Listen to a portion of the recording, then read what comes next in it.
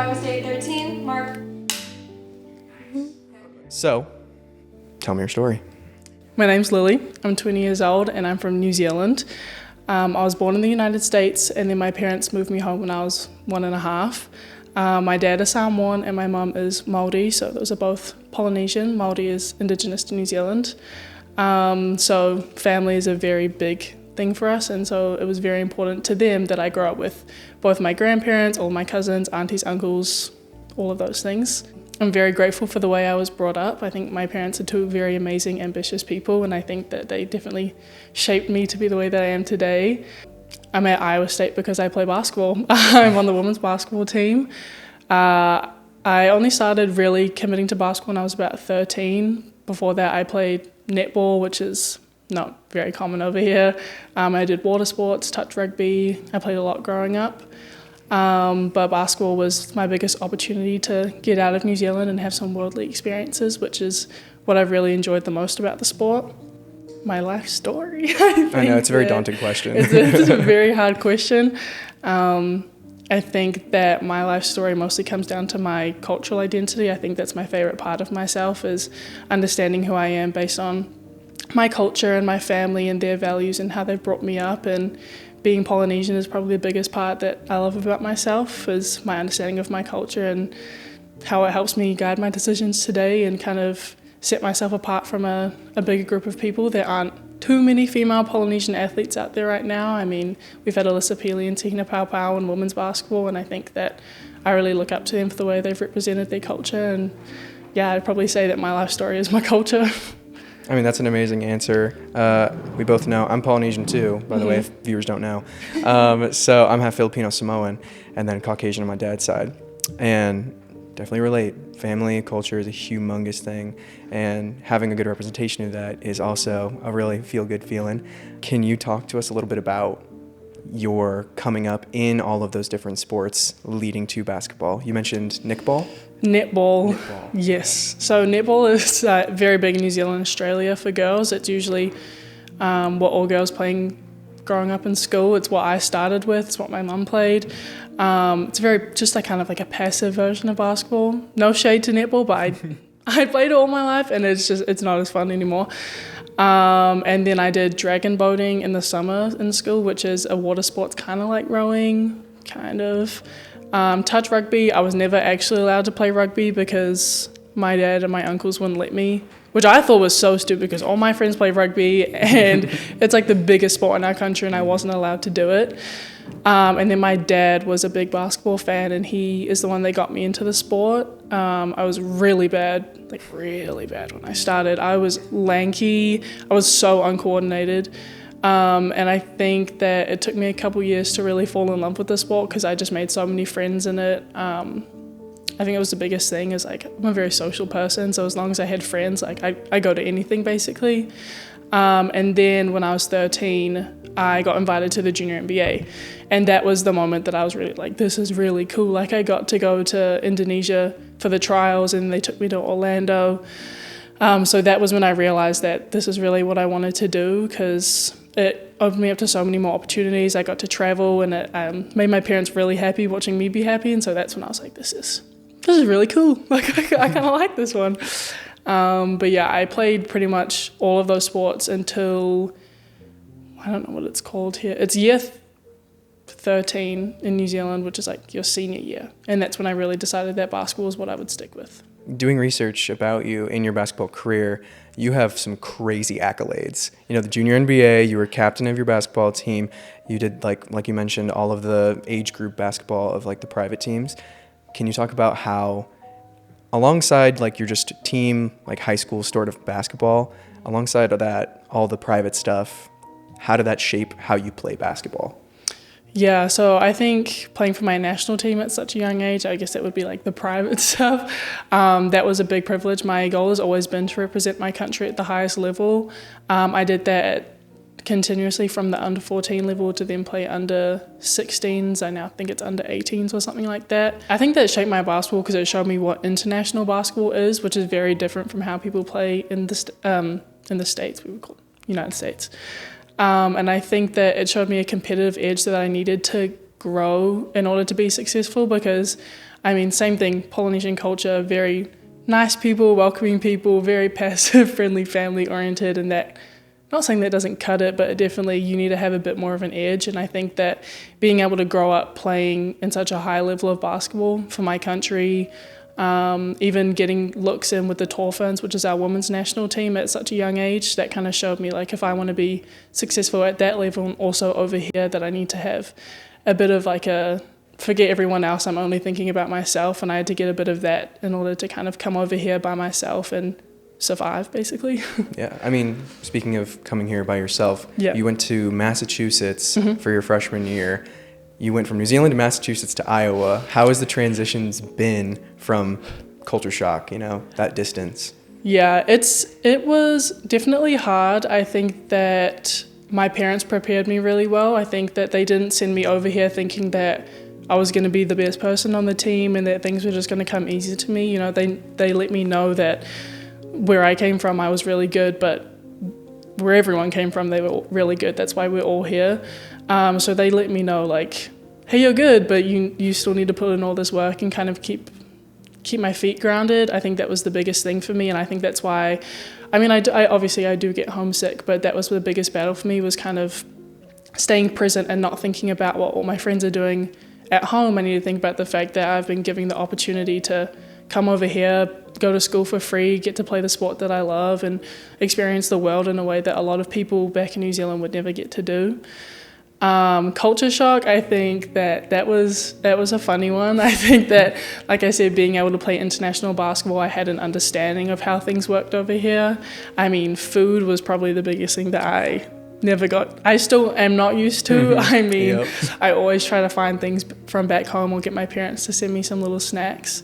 So food was probably the biggest thing. I think everyone I've experienced has been lovely. I haven't had like a weird, I've had terrible questions about New Zealand as a country of like, are you guys in Europe? Like, do you guys have a bridge that connects you to Australia? Stuff like that, where I'm like, oh no, that's not how that works. But other than that, I've had a really great experience. I mean, kudos to my parents for preparing me well and not letting me get a big head before I came over here. What are some Iowan isms that you've picked up on your time here? Ooh. Food was again, back to the food. I had never heard of, it's like puppy chow. Puppy chow, yeah. Yeah, that, didn't know what that was. A scotcheroo. Oh my that gosh, one. Yes. I did, but those are great though. That was a big thing. Ooh, I think that I always find it funny how this is like, at least for my teammates, they don't think they have accents, because like they're always like, I wish I had an accent. I'm like, you do realize that to other people, like you do. Or I think it's funny how the people from different places have little different kind of mannerisms. Like we have one teammate from Texas, like Willie, I love Willie, but she's like always in boots, and I've never seen anyone else wear boots and flare jeans as much as she does. Or like Audie Crooks, to me it'll be freezing outside and she'll come out in shorts and slides, and she's like, I'm from Iowa, like this is, I'm like, dude, I don't know what you got going on, but this is not normal. But it's just little things like that I think are funny, how it's like there's like their own little worlds between the states and their little differences. But yeah, that's definitely a culture shock of, I don't think a lot of people outside of America realize how big America is. So every state is like its own country. I'm sure your time in Massachusetts, people were completely different than people here. 100%. I will say that people here are very nice compared to the couple times I went to Boston. That was a very different experience to everyone here in Iowa, who are all very lovely. I think that, one thing that I do find funny here is that if you introduce yourself, like people will just kind of give their life story. Like at the supermarket, like I said, oh, where are you from? And then that turned into like a 20-minute, well, I was born here and then I went to school here and then I raised my kids here and this is the hospital I gave birth to my third kid. I was like, oh my days. I didn't realize this was going to happen, but I think it's so funny because it's such like a genuine thing that is not what it's like in like Massachusetts, where they just tell you everything. Yeah, in Hawaii, trying to explain to my family what Iowa nice is an insane concept. Because like you said, they'll talk to you for 20 minutes. They don't know anything about you, but they just want to share like genuine time with you. Iowa Nice is a very unique thing here. It is. And it is very nice. Iowa's nice is like the best way to put it. Yes, absolutely. So going back to family, Polynesian culture, family is utmost important thing. Can you describe how your family has played a role throughout your time in college basketball? Like, what have they done to support you? How have they, uplifted you in your time away from them? Yeah. I think that the biggest thing that the easiest way to show it is that the time difference between New Zealand is not great. I mean, it's like a normal game, a morning game, like an 11 a.m. game would be something like 4 a.m. in New Zealand. And my entire family, my mom's side and my dad's side, will always wake up to watch the game. I didn't play too many minutes this season, and that literally meant nothing to them. They just wanted to sometimes see me on the bench, get me in the corner of the ESPN screen. Any kind of time that they can show that they're committed is what they'll do anything for me. Going back to the junior NBA, when I went to Orlando, a bunch of my family came to watch me play. They put on these big neon t-shirts and love lovers, which and they waving them around, and I'm like, at the time I was like, oh my god, whose family is that? I don't know whose family that is. But now I wish I had been more like, that's my family, because it's just such a thing that I think I took for granted growing up, which I was always appreciative of it, but now being in a place where I'm not around them all the time is like, I never realized how much I would look to the stands to see where's my dad, where's my mom, I think most girls will know growing up, every time you make a mistake, I'd look to see what my dad's reaction would be. So I think it's funny not having him with me all the time now. And it's when he comes to visit me, I immediately go back to I'll do something. I'll be like, oh no, what did he look like? Is he mad? Stuff like that. I think that my grandparents also played a big part. I was very close to my grandparents. Sorry if I get... No, go for it. Take as much time as you need. So my grandpa passed away before I came over here this year, which is why I missed out on the first summer session. Thankfully, also the summer conditioning. Thank you, Grandpa. So I missed out on that kind of stuff. But he is a big reason why I could be so positive this year. He kind of also played a really big role in my upbringing, and I was really close with him. And so I know a lot of people have this is my why, and so I wrote his name on my shoes before every game, and his favorite number and stuff like that. So he was a very big reason as to why I was so strong this year and why I felt so connected to this place, because before I left he was very happy with my decision to come here. And his biggest thing was that I could get a good education, and he didn't really care about the basketball. I'll tell him, Grandpa, I won gold. He'd be like, did you turn your homework in? I'm like, okay, I did. But yeah, that was a big part of I feel my personal success this year of getting good grades, making so many friends, staying close to my family, got my first car, which means my grandma gave me the money that I was owed. They said when I get my first car, I get $50, but I'll take it. Stuff like that. I pretty much put him to why I've done what I've done this year, and kind of made a pretty hard decision to come to such a big place from a smaller school, because he always talked about, and my dad talks about it, people climbing mountains, not hills. It's always better. It pays off more to pick the harder choice now, and then you get to be more successful later. Yeah. But yeah, that was probably a big part, as you can see. Okay. I appreciate you talking about your family.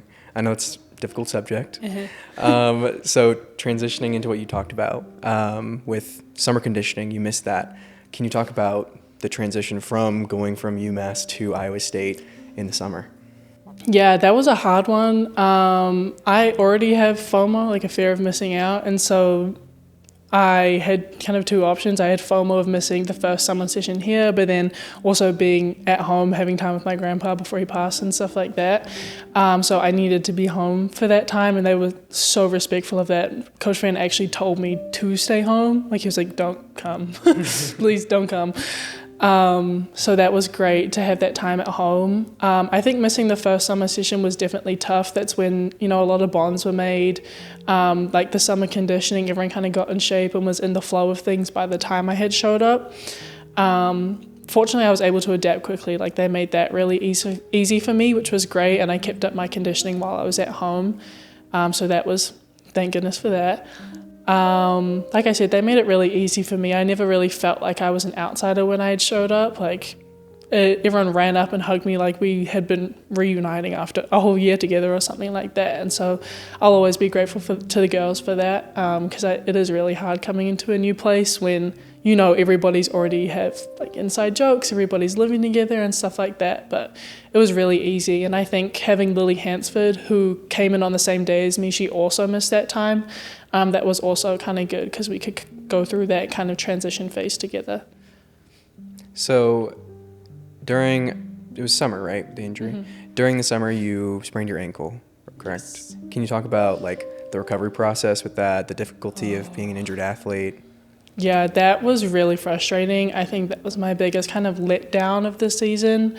I felt like I was in a really good place at that time in terms of like kind of gaining the trust of the coaches, getting in the flow of things. I was fit, I was shooting well, I was playing well, and then just kind of one split like, dang it. That's kind of what it felt like. In the moment, I genuinely thought that I had like ripped my ankle off. I have done something to this ankle before, and so I think that's why my reaction, like I was immediately started crying because I thought that I had kind of fractured it again. But it was a lateral ankle sprain. The kind of running joke we have in the training room was I was like, guys, like, don't worry, I don't swell up. Like, it's really not going to be bad. And to this day, trainers who I don't even know have been like, I've never seen an ankle get that fat before. Like, it was so bad that when I would do rehab in the football training room, like, football players will walk past and be like, oh. I was like, oh, excuse you, your ankles look like this and you don't even have an injury. So... but it was really bad. My timeline was 6 weeks was the worst case, and I didn't take that very well.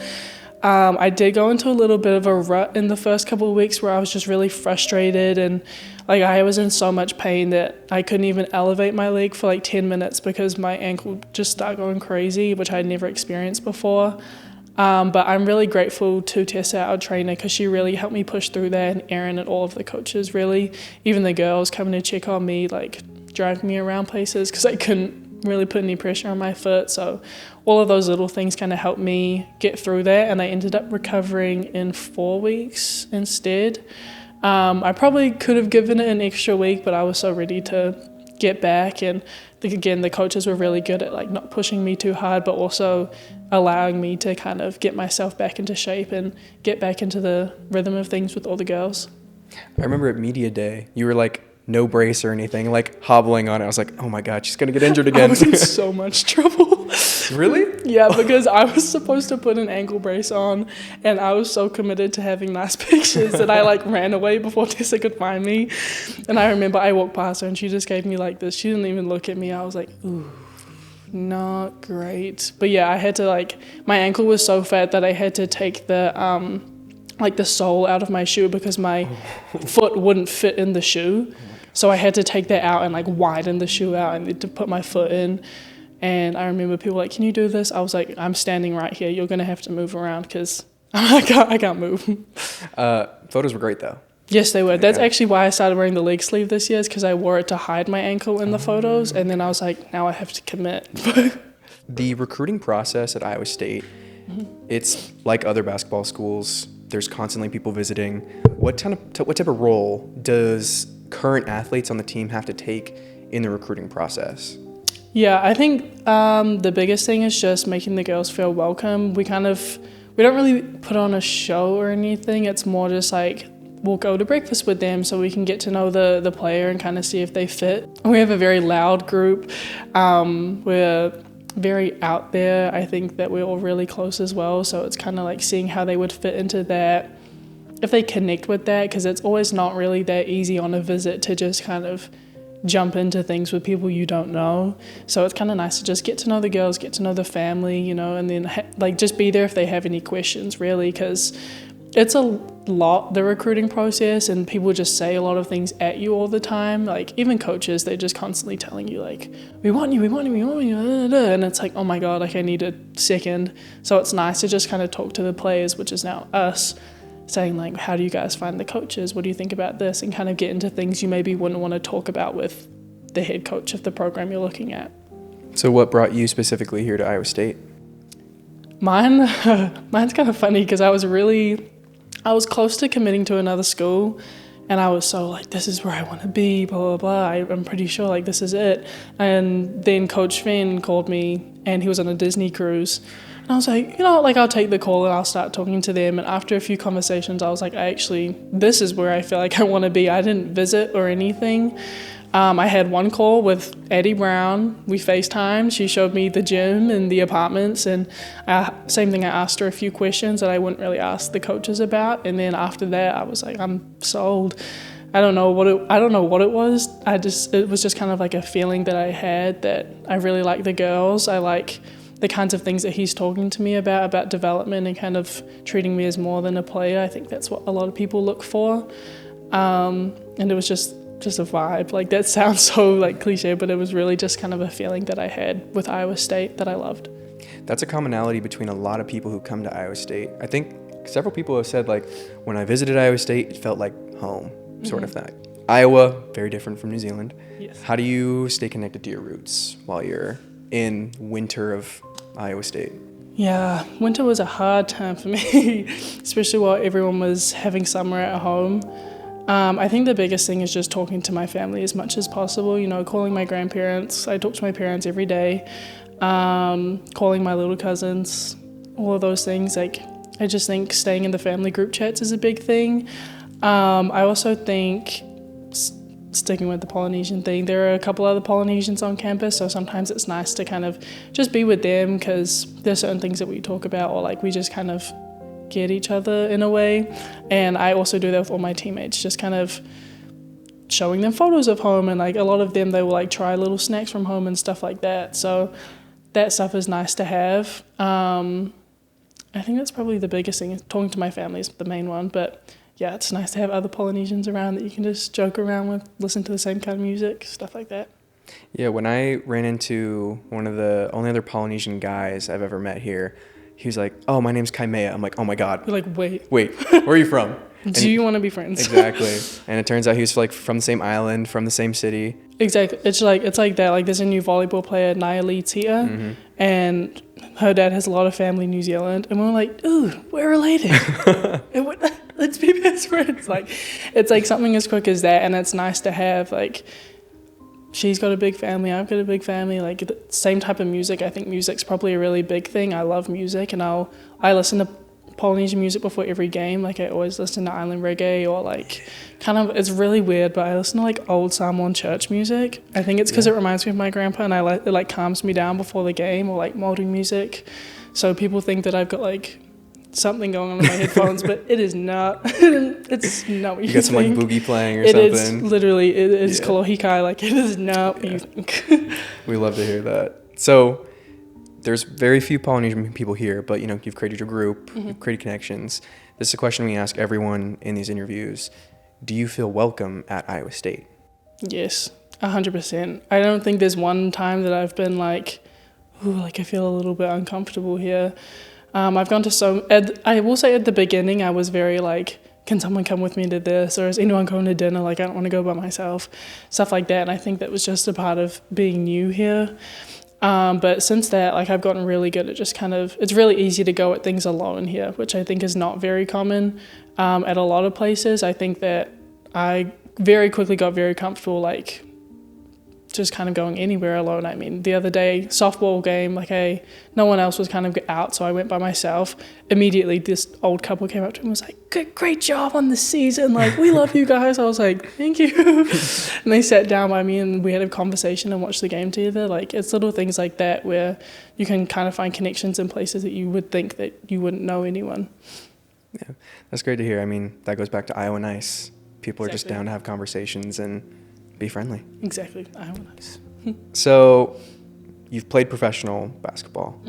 What is the end-all be-all goal with basketball? Go back to pros? pursue that marketing degree. Yes. What are you feeling?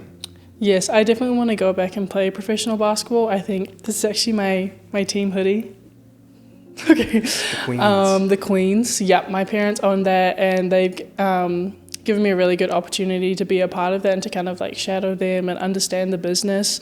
I am doing a marketing entrepreneurship degree, and so I definitely want to get into that side. I think that obviously the ball start bouncing, people always say that, but I'm really excited for that part. Like I can't wait to kind of get a job and get into that business world. But I definitely do want to play pro first. Same thing, I would love to use it as kind of a way to travel around the world, because those are two big goals for me, is to play pro and to travel. So there are really amazing ways to do both of those things at the same time now. I mean, I've had friends who have gone from a contract to Italy, to Greece, to Israel, to then come play here. Like, it's stuff like that where it's like, wow, you bounce a ball and put it in a hoop and you've gotten to live in like 8 different countries in the last 2 years. So that's something I definitely want to do. Dream travel destination? Ooh, I really want to go to Japan, and I also really want to go to like the Philippines and Thailand. I think it's really beautiful places, great people. Yeah, there we go. Great people. But yeah. I have a little segment I'm gonna do. Polynesian rapid fire quiz. Oh God. Or a cultural pop culture quiz. Okay. What is your nickname for your family? Like each individual. Oh, everyone's kind of got the usuals. I mean, obviously, does auntie and uncle count as a nickname? Yeah. So if no one knows, sometimes you meet people who are older than you or you can't remember their names and you just, auntie, uncle. Nice to see you. Hey, I haven't seen you in so long. I've never met that person in my life. Exactly. Favorite Samoan snack? Ooh, chop suey. Chop suey is my favorite food. That and koko alaisa. Can't beat it. What flavor of Tim Tams do you like best? Caramel. Okay. Dark chocolate all the way. Yeah. You can have the dark chocolate packet that's sitting in the back of my cupboard then. I'm down. Favorite beach activity? Ooh, just being in the ocean. I don't know, but body surfing, me and my cousins used to like race on that until it's actually really not that smart of a thing to do, but I do love jumping in the waves. That's one thing I miss, is being in the ocean for sure. My teammates call me Moana because every time we have like pool recovery, everyone will be running and I'll be in the corner like swimming around. Just will be like, you can get out. I'm like, no, just leave me here. Favorite Polynesian celebrity? Oh my God, that's hard. There's not many. There is not many, but there's so many good ones. I feel like most people would say The Rock because that's all they know, but I'm really trying to... That's a common one. I'm really trying to get... Someone I really love is... she's like an influencer that drew Afualo Girl. I think that she is hilarious. I love her. I think sport-wise, Alyssa Peely I love. But yeah, that's a hard one. But I think Giraffe Wallow is like a sneaky one, but I think she's so funny. Okay. Essential hair care product. Coconut oil. There we go. That's what I was looking for. Although the coconut oil here is different. Yeah, it's not the same. It's like I wouldn't put that in my hair. That's even the coconut water. I was like, I don't know. But they just opened a Hawaiian Bros in Ankeny, and I was like, we've been chatting about going to it. We got Hawaiian food on the road one time, and everyone was like, I'm done. I was like, give it to me. Yes. Give it. I'll eat it. Have you been to Alohana in Ankeny? No. It's like one of the only like actual Hawaiian places in the state of Iowa. Not like a fast food Hawaiian, like Hawaiian. I'm going to need to write that down. Alohana and Ankeny. Shout out. Oh my God. We're going to end with the questions that we always ask everyone. Is there anything we missed? Anything you want to discuss further? I don't know. I think we covered a lot of good topics. Yeah. Feel like you've hit everything on the head sort of thing? I think so. Yeah. Okay. Is there any shout outs you want to give? Any former coaches, current coaches, family? Anyone? I mean, shout out to my entire family. I won't say everyone because then we'll be here for an hour. I think that I love my team here. Obviously, big shout out to my parents. They made me the way I am today. My grandparents, shout out to my grandpa. I think one coach I always want to thank from back home, his name's Buzz Crawford. He'll always text me and be like, have you been shooting extra? And I'm like, how did he know? Like the one time I didn't shoot extra, he texts me and I'm like, dude, are you here? So I love Buzz. And that's basically it. Maybe Hawaiian Bros, maybe like an NIL deal. You've got Polynesians now. I mean, like, come on. So that's basically it. If you had to leave one message for our viewers, what do you want to say? I want to say that the people doing this interview are amazing people and they run a great production system. I think that I would want to say that everyone should live their life as positively as they can. I think that every time you get down, it sounds kind of sad, but there's always somebody having a worse day than you, so don't ever be too hard on yourself and just try to have fun, because there's a lot of fun things to do, a lot more fun than there are sad things, so that's about it.